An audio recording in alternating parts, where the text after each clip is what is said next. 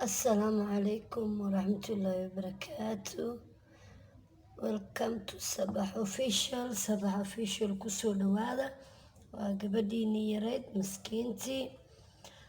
Meel kastoo asxaabteeda meel kastoo daafaha dunida ka joogtaan waa idin salaamayaa. Qof walba meeshuu joogo iyo xilligu joogo ha uu canaado. Waayahan dambe laysma arkin, dadkii waxaa saameeyay cudur oo corona iyo waxaa la dhaho, marka dadkii mashquul iska galeen. Laakiin maanta marti baa ila joogta, wiil walaalkeya, markaa kusoo dhawaada. Assalaamu calaykum. Ii waran sidee tahay? وعليكم السلام ورحمة الله وبركاته. maxaan u haysaa maanta Sabah Official iyo asxaabteeda maxaa u haysaa?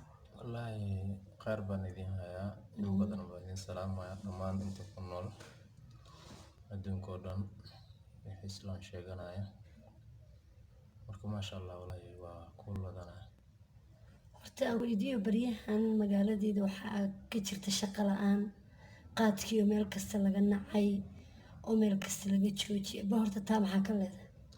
والله ويجرتا ودنكا درا إلا الصومالي مال بكينيا قادكي توا استاجي شغلان ويجرتا أنا أقول الله يدوم شغلي قاد كنت سن استاجينا بشغل عن مشان كهاي ويجرتا ويصوت مشان عمل معناها عن كل جوي. Okay, noloshaada bal wax nooga sheeg. Horta meeqa naagood aad leedahay, meeqa caruur aad ku joogta? Noo sheeg. والله الحمد لله يفكو حقي جوتو لي حرورة اي جوتو أفر يا ويله لبا قبله Naya. مركا انتو ضنا يعني معناها هل ما يسندلين مد وحيد الشي سدح مدنا وحيد الشي لبا مدنا وحيد الشي هل الحمد لله انتو ضو إنا ودخبان الحمد لله حتى كلي أنا قاعد تكجوا إني والدك كما قناعي أنا ماشان قادون كواهاي والدك وحنوسن أن وركاينين إني سيدو كلا waxaan ka ahayn afar, waxaan ka ahayn laba arti iyo codba intiiba waan u weysanahay. waalidkeena waa xanuunsan yahay, marka la gooyo. Okay, markii hore magaalada ma waxa u timi shaqo? shaqan oo intaa Muddo 4 bilood meelahaasna waad joogtay soo ma? adii 4 bilood adii 5 bilood ku dhawaad waan joogay. Waxaad joogtaa magaaladeeda, xaaltu waa ku cusub tahay. Horta aniga Sabah Official waan kugu soo dhaweynayaa magaaladeeda, because magaaladan aniga waan ku dhashay, waan ku barbaaray, intana kusoo leekaaday. Kusoo dhawo horta magaaladeeda. Marka maxaa markii hore shaqaad u timi? meeqa naagood hadda waqti xadirkan kula joogta? Meeqa qabtaa hadda intaas u guursatay ood kala tagteen iska dhaaf? waxa hadda aan kala tagnay way badan yihiin, laakiin inta hadda u dambayso waa hal. hashina waxa waaye waa mid hadda la gooyay meeshan hadda hurday soo loo gooysay. gaarigii aan ku shaqaysanayay ayaan soo dhigay, aan inta u imaaday inaan waalidkayga iyo caruurtayda inaan horumar gaarsiiyo mustaqbalkayga iyo diinkayga damba. laakiin waa aysan suurtoo weysay.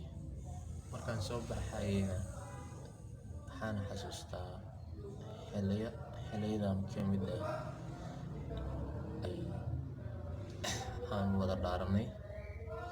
waxayna iga dhaarisay haddii aan mawa agaadin ballan iyo haddii iga qaad inaadan naag aadan u dhawaanaynin. Okay, inkastoo afar ilaahay ii baneeyay, horta dhaartii waan dhaartay ilaa iyo haddana waan ku taaganahay. laakiin bini'aadanka waa inta ugu badan dumar. amba hooyo ay dhashay inaan wax ka sheego ma jecli, laakiin aamin darada waa shay xun. gabadhii kalsooni xumo ayaa lagu beeray. soo jeeda islaan laayay ayaa u sheekeeyay. marka sidaas awoodeeda marka adiga gabadhii waxay isku dhigeen inay ilmaha iga jirto. Okay. والله يا رب مركو قريسة أقبلت دي لارتي waana aqbalay. Ayadana waxaan ka dhaariyay xal, taashaas oo ah kelimad been ah inaysan ii isticmaalin. Aniga waxaan ahay beenta qof neceb, ma jecli inaan qof been aan u sheego. Been ma wanaagsana. Maanta waalidkaaga iyo walaalahaaga iyo xaaskaagaba inaad u sheegta inay kuu sheegtana ma wanaagsana. Wallaahi horta run ahaantii markaan gudo galaa jacayl qaarkiisa waxaan u garanaa ganacsi inuu yahay. Waayo waxaan u leeyahay dumarka inta ugu badan wayna dhaleen, waan ka dhalnay, kula dhasheen. wayna la dhasheen, wayna dhaleen. Laakiin mid qalaban waad heli maraan ahayn. Laakiin waxaan ku wanaagsanahay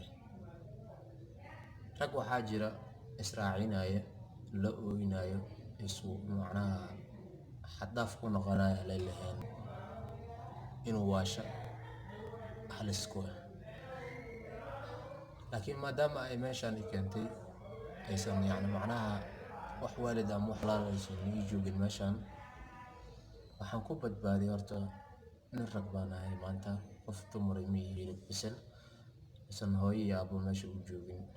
Runtii markaan kuu sheego adduun wuxuu yahay aniga waan soo cunay, carab aan soo wareegay ilaa iyo Jidda, Yaman, ilaa iyo Djibouti, Ethiopia, Soomaaliya, Kenya. Anoo yar baan dal mar ahay, nolosha wax baan ka garanaa. Alxamdulillaah, ilaah mahad leh horta. Wax walbana waxay ku qabsanayaan kun sano ka weyn tahay. Laakiin waxa aniga aan ciil u qabo waxay tahay axdigii aan soo wada galnay iyo meeshaan aan ehelay qaraaba aysan ku joogin oo meeshii lagu keena xoolo gaal uu leeyahay in lagugu gooyo, telefoonna laga qaban waayo, ubad aad dhashayna lagula hadalsiin waayo. Taas adiga hooyaa tahay. Waa dhib aan dareemaya. Waxaa haddana igu sii dhib badan aabahayga oo xanuunsan, hooyadii sidoo kale oo xanuunsan, ilmahayga oo hadday xanuunsadaan iyo haddii kale aan war waayo ka haynin. Haddii walaal aan waco ayadaa la dhashay oo maanta baay'ita oo macnaha wuxuusan aysan ii qabanaynin aysan jirin. Baay'ita waxaan leeyahay hadalkiisa haddaysan meel ka qabanaynin oo hadalka aysan ka maqlaynin, walaal hadduu weyn yahay iyo hadduu yar yahay hadduu ku qabsado inaad qabsato way wanaagsan tahay. Waalidka haddii aa wacdido sidoo kale horta naag qaadlaysideedaba jambarka ay ku fadhido ayaa qaba. Waxayna jeceshahay haddii nin uu guursado inay kontaroosho abadan. Habeenka xala tagay aan kontaroolna waa la gartay, laakiin aan ku kontaroolo marka dambana waxay noqonaysaa waalidkaaga salaan ha ugu tegin. Habeenka xala tagay labadaas ilmood ayaa calafka uu ku jiray. Shay ila tahay ilaa iyo hadda aniga warqadeeda ma siinin. Waa gabar walaasheey. Hadday qaldantayna inaan ku daydo maaha. Laakiin qof maanta muslim oo macnaha walaalkaaga oo diintii kula sheeganaya inaad wadan gaalo maanta kalsoonidii iyo jacaylkii aad isu qabteen inaad u soo dirto oo haddana aad meesha ugu tagto oo telefoonka aad ka qaban weyso, xoolihii aad ku goyso. Xoolo waa maal adduunyo, waa la helaa, laakiin ilmihii inaad ugu darto maaha. Midda ugu dhibka badan waxay ahayd markaan ka quursanayo waxay ahayd inta ugu badan ilinteedii ma waa ku daadatay. Waayo haddii hooyaday ay xanuunsato waxba ku tiri karin, haddii aabbahay uu xanuunsado waxba ku tiri karin, oo walaal waxba ku tiri karin, nafsadaydan macnaha meeshii ay waxay ku noqotay qilqiil.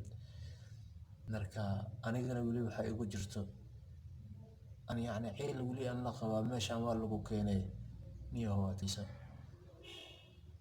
Markaad baxaysana waxaa ku baxda raasa adoo faaruq ah gacmo la laade. Fikradii igu jirto horta waa taas. Maalintan ka quursadana waxay ahayd waa maalintii walaalkeeda aan bulooni isla soo dilnay, isla soo qariibnay. aan taxi isla soo wadnay darawal uu hayay markuu dhintay aan eheladeedii macal walaalaheeda u tacsiyey hooyada dhashay wiilkaan u tacsiyey ayadana wax walba ay kugu samaysay geeri baa dhacdee iska daa. iska daa oo la hadlo u tacsiyey markaan maagana taleefonkii waa waca waa ii qaban weysay markaasaan ku dhahay aab taleefon waa ii qaban weysay ku celi uu dhahay markaas wuxuu dhahay ku celi waan ku celiyey way qaban weysay waan ku doqon wacay haddana wuxuu dhahay aab waa qaban weysay mar saddexaad ku celi uu dhahay waan ku celiya markii aan qaatay way qaban weysay waa iska daa wuxuu dhahay walaalihii aab waa waca waa ii qabteen waan u tacsiyey marka waxaa jirta gabar oo ama qarabadeeda masalaama walaasheeda Adi waalidka walaaladeed u tacsiyeysan. walaaleeda u tacsiyey kabacdi marka adiga gabar waxaa jirta ama qarabadeeda masana walaasheeda ahaata oo waxaa jirtay qaad u qorqoraysay gabadhii marka waxaan dhahay walaalay waxaa dhibkaasaa dhacay aqalli ma su'aalay taas inta kelmadoodan sheegayay kelmad been haddaan ku daro inta aan Wala hadlayo xisaabtama. hadalka waa ilaahay iima dhameeyo wax walba ileen sababtee xisaabtaasayta dhanka allay jirtaa gabadhii marka waxay isku dayday qaar allaha siiyo inay dhexdeena maslaxa ay samayso inaan u tacsiyeeyo lambarka keeda oo iga qabato ay na dhex gasho gabadhii markay wacday waxay igu jawaabtay aabbihii dhalay waa lasoo duugee asagana waa lasoo duugayaa markaasaan go-aan ku gaari sawire iyada leedahay iyo oo maxaa la yiri lambar ayada ay leedahay beenaan iska tiro waa go-aankayga ugu dambeeyay oo macnaha markaas aan meesha aan ku gaari doonaa waayo sababtee qof aniga inta i keenay ilmihii iga jaray walaalkii dhintii oon rabay inaan u tacsiyeeye qaban waaye taasi mid aniga macnaha kulley i duubaysa maaha adduun waa wareegto maantana waa adduunyo maantana waa adduunyo Aakhiro. berina waa aakhira ninkii maanta nool beri ma noola ninkii maanta wax haysto Beri ma ma haysto. haysto kii aan wax haysan asagoo beri wax haysto waa la arkaa waa wareegto maanta qofka asaa u gashay beri see lagu gali doonaa inaad ku xisaabtantaa loo baahan yahay laakiin istiraexan ku jiraa shaydaankii aan ku hor socda waqti aan waqti ahayn aad ka shallayn doontaa laakiin waxaa aniga macnaha aan leeyahay ama soomaalida aan leeyahay ama usoo koobi doonaa marka soomaalida waxaan leeyahay marka Okay, waxaan ku weydiinayaa hadda wiilasha Soomaaliyeed iyo dhalinyarada maxaa kula talin lahayd? wallaahi ninkii kulley halkayga dhegeysta tala uma baahna ninkii hadalkayga dhegeysta tala uma baahna se ila tahay waayo sababtee hadduu ka wasaqaaday way inta hadalan soo hadlayo taasi horta asigay macnaha horta u taallaa Okay, jacaylka horta maxaa ka aaminsantahay adiga ahaan? horta Jacaylku ma jiraa? jacayl horta waa jiraa Maxaa ka aaminsantahay? jacaylka horta aniga qalad kama aaminsanin waayo sababtee ummadda Soomaaliyeed way badan tahay gaalada sidoo kale waa badan yihiin annaga leen sababtee diinteena islaamka ayaan macnaha isku jeclaanaa ninka islaamka haddana isku guursanaa laakiin ummadda oo dhan isku mid ma aha ilaaha aan qaldamin qofkan waa bini aadam wuu qaldami karaa Yes. qof qaldan waa laga dhex heli karaa Soomaalida qabiilkiiba hal waa lagama waayo Maro.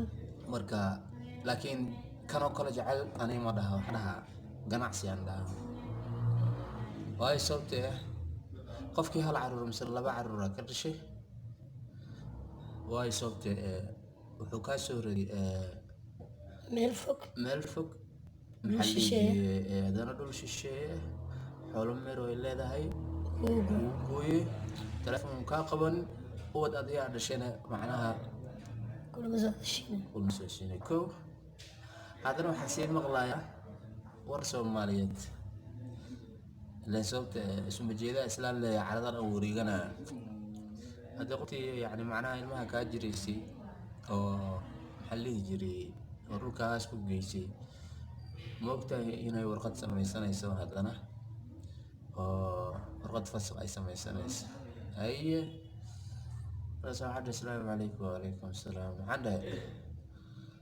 warqad sheegtaa wax walba wixii la sameeyo waxaan dhahay haddii la guursaday iyo haddii kaleba waxaan dhahay amuraan waa caws jiilaal meesha aniga waan tagaa kolley ninkaas hadduu yahay nin reer Mandheera hadduu yahay dadkina ay joogaan naagtiina waa la garanaya haddii naagtii la qabo ay isku daydo warqad fasakh oo ninkii inta silaco macnaha ay u geysatay haddana ay yacni warqad fasakh ay sii samaysata ninkii guursado kolley asagana waa dambiile ayadana waa dambiile marka midna waa u nacasnimo in macnaha ay samayso horta familka ama nasliga inay wax u keento dhibaato weyn taasi kuma fikirin ileen sababta waxyaalaha qaarkood oo nin baa inta ka hor annaga waxaan ma ahay maran Soomaali balooni iyo wax saas aan ogaaday inaan noo ahay gudoomiye inta waxaa la saylata jiif Yeah. ninkii marka waxaa la lahay niyahow markaa la dhihi jiray markaas waxaa la lahay niyahow $50 qaada hadda stage hadda ay ka baxaan baabuurta Mandheera kulli waa arkaan u malaynaa kutoka inta ilaa iyo xagga waxaa la lahay $50 qaada magaalada xoogoo lacag la'aan baa jirtay waayahay waa meeqa waa $50 qaada ninkii wuxuu siibay shaarkii maraaqa la dhihi jiray ninkaas haddii nool yahay in kale ma aqaan waxay ugu dambeysay hadda ifo asagoo jooga ay ugu dambeysay shaarkuu siibay garankuu isku celiyey sulaalka markuu rabay inuu shimbiga uu furo waxaa la niyahow maya cidna lama hadlin wuu fikiri shaarkuu soo qaatay maxaa jira ma lacagtay ka dhigtay maya u dhahay magac xumada dambe ii imaan doonta marka waxaan ku fikiray magac xumada iga imaan doonta waayo sababtay $50 waan qaatay waan cun waa dhammaanay u dhahay laakiin maxaa ka dambeyn doona markaasuu wuxuu dhahay cunugayga waxaa la lahaa aadan anigana malaaqa lay dhahaa marka wuxuu dhahay cunugayga hadhow haddii aniga malaaq lay dhahaa malaaq weli waa hadda waa naanaystiisa laakiin magaciisa kale waa gooni laakiin cunugii aadan haddii la hadhow malaaqii aadan malaaq lama dhahayo wuxuu dhahay aadan qaabana caadi magacayga qaabana u baxaan uu dhahay waa run waayo sababta maanta lacag haddaa fiiriso sabcadaada dambe na waa la fiiriyaa waayo sababta lacagta keliya waxaa la rabaa lacagta inay kugu asturnaato laakiin lacag haddaad qaadatay magac xumo kaaga imaanaysa weligaa lahaa waxaan ku dhihi lahaa sabaaxay adiga naftarkaaga samayn adiga naftarkaaga waan kaaga digaa qisadan hadda macnaha in qof walaalkaaga inaadan haddii aan kees qof kale hadduu kula dhaqmo hataa qisa oo qof maxaa la dhihi jiray museega ma jooga mise aniga single ma waxaa waaye hadda adii waa wada joogna mana wada joogno cause Tanzania uu degan yahay anigana hadda waxaan joogaa Kenya so different place laakiin dee waa qisooyin un qof walba dhib meel buu ka haystaa ta kaloo kuu sheega waxaa mataqaanaa qofka wanaagsan ma helo badana 90% qofka isagoo wanaagsan qofkan la kulmay oo lugoynaya which is not good laakiin waxaa jirtaa horta marka inta ugu badan horta guurka lagu sheegayo waalidka horta inuu ku doqo wanaagsan tahay waayo sababtay guurka waalidka ku doqo aad iyo aad bay kugu duceynayaan aad iyo aad baad ugu liibaanaysaa waayo sababtay gabadha waxaa loo wanaagsan yahay waa inay waalid ku xiriirnaata waa inay yacni walaal ay ku xirnaata. laakiin gabar ayada waalid isu gabar ayada isku xiran, gabar ayada waa walaal isu aan ku Firi, kontaroolo. mid kale aan kuu sheegaa. Nimanka Soomaaliyeed iyaguna mid bay ku xun yihiin. Haye. Gabadh baa la guursanayaa. laakiin Soomaaliya oo dhan ha soo koobin. Dhegeyso Qaarkooda dheh. waa 90% waxaan soo wada dhegeyso horta. Gabadh baa la guursanayaa. Horta waxan waa calaf. Amarkan oo calafka dadka isguursanayaa keena waa Ilaahay. Rabbaaniya ka socdaan. Okay, way isguursadeen. Ilaahay meeshii wuxuu keenay ubad soo ma? Okay, waa kala tagtay. hadduu calafkiinii dhammaaday adiga ilmahaaga calafkiini mu dhammaanay taa ku xisaabta. ilmahan adiga weeyaan dhiiggaagii waa dheecaankaagii. naagtan waad guursatay 3 baa kuu keentay waa kala tagteen waqti waxba isuma tihiin, laakiin meesha maxaa jooga ubadkaagii. nimanka qaar waxay u badan yihiin 90% naagta maanta haddii kala tagaan ilmahana way kala tageen. naagta ilmi waa lagu dayrinayaa, waa la iloobayaa, which is not good. hadda madowgan aniga waan ku dhex koray soo maaha ya ilmihiisa hata hadday naagta ay nin kala guursato still ilmihiisa wuu xidhiirinaya, ama iskuul ha ka bixiyo, ama maxaan ku dhahay dhakhtarkiisa meel ha u saaro, ama biilkiisa ilaa 200 maalintii yoomi may ahaato meel buu u saaraya. waa ninka gaalka ya oo madowga cawaanka ah oo diin haysanin. soomaalida maxaa ku dhacay marka? diintii adduunka ugu fiican haystaa soo ma? waa muslim, diin ka fiican ma jirto. dhaqan ahaan waa Soomaali soo ma? laakiin waxbaa ka khaldan. gabdhihii hadday kala tagaan gabadhan horta calaf uu dhammaan karaa. waxaan horta rabbaaniya ka socdan soo moogi. calafka hadduu dhammaado ilmahaaga calafkiini muu dhammaado soo ilmahaagii maaha. hadda adi mid ma ku xumaysay stii labada carruur ku haysay iskale yay ku abtirsanayaan. ilaaha iskale laakiin ka soko adiga iskale yay ku abtirsanayaan. adduunkan haddaan joogno waa adiga adduunka oo aniga soo maaha. aqar waa hooyo. adduunka horta waa adiga soo maaha. okay, aday kugu abtirsanayaane hataa hadda maba kaa qabanayso telefoon oo maba la hadli kartid, laakiin maxaad jecesha inaa mar walba la hadasho soo. nimanka badanaa marka anigayga kula hadlayo waxaan soo maray I think 3 guuraan soo maray. 3dii guur mid iyo waxba umaan dhalin soo ma. kuwii kale ilmahoodii yani sidii la rabay kama helayaan, which is not good. hadda ani waxaan ahay hooyo ilmaha iskuul ii dhigta 4 ciyaal haysta soo ma. 4 ciyaal iskuulka ii dhigtaan wax ila bixiya ma laha. anaa survive gareeya, anaa shaqaysta, shaqo kasta aan qabto, but maxaan ku qabtaa, maxaan ku haminayaa ilmahaygiina iskuul tacliinii dhameeyaan, dugsi fiican ay dhigtaan, ilmo wanaagsan awlaad wanaagsan ay noqdaan. ilmo markaa gacan keliya weji ma dhaqda, reer ma dhistaa gacan keliya.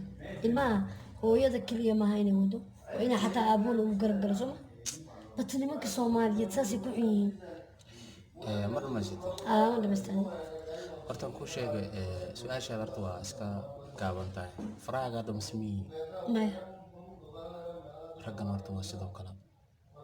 ragga qaarkooda horta masmiyi way sabte qofka hadda waxaa laga yaabaa inuu jecel ku guursaday.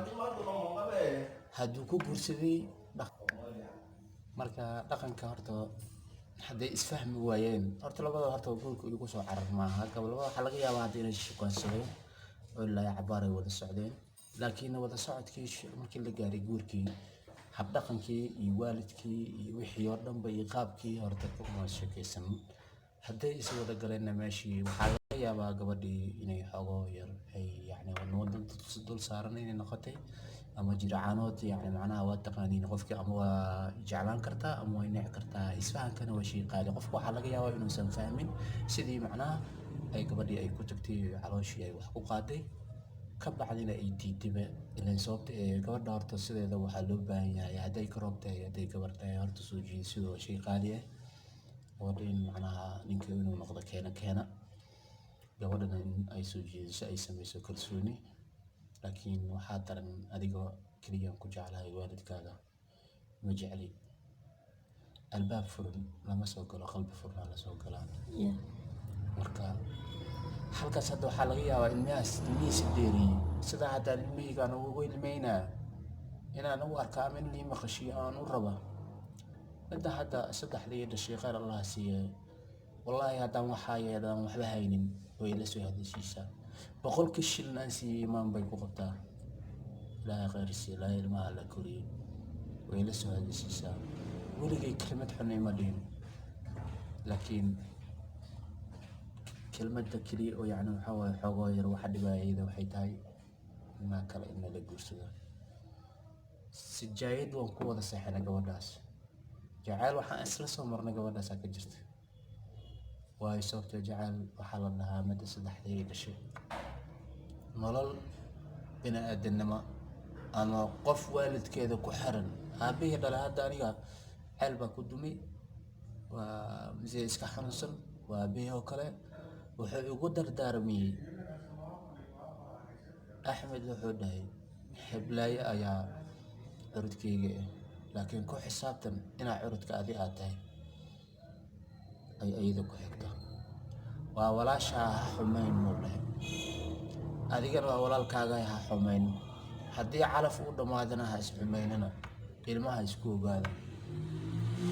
qaar allaha siibu noolyahay, hadda wuxuu ku noolyahay dhankaan boqol maaya. waxaa aniga aan ku jeclaaday waxay tahay haddaan wax helay haddaan wax waayo ilmahayga way igu soo xiriirsaa. gabadhayda sidoo kale, gabadhayda codka xataa inkees waxaan u malaynaa hadda waa 8 jir. sida whatsappka codka loo duubaayo, sida loo soo tirsanayo, sida telefoonka loo soo tirsanayo, maasha allah.